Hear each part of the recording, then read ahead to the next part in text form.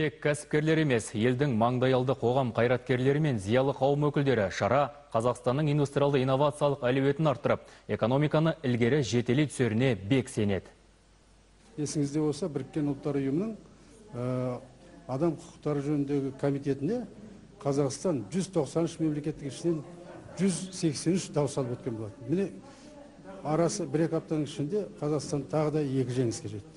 Бұл елбасының ішкі сыртқы саясатының кереметтігін, еліміздің бүкіл әлемдегі абыройының асқақ екенін көрсететін үлкен жеңіс. Құтты болсын. Бұл біз елімізді өсіреді, елімізді танытады. Біздің әсем астанамыз соған дайындықтың үстінде, сол көрмені өткізе отырып, өзімізде көркейеміз, өзімізде дамимыз, және әлемге Қазақстан деген елдің бар екенін, қазақ деген халықтың бар екенін одан да қазіргіден де көбірек танытамыз. Әрине бұл мен қазақпын деген халыққа қуанарлық үлкен жайт.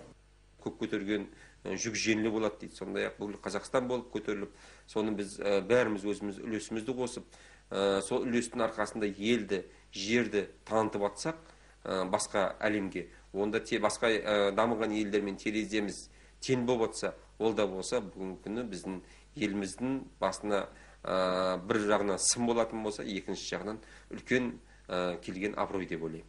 Қазақстан еліміздің мынау экономикасының тез жедел өркендеуінің арқасында деп ойлаймыз. Бұл және біздің еліміздің өркендеуі тікелей елбасшының тікелей басқаруымен болып жатыр. Сондықтан бұл үлкен жетістік.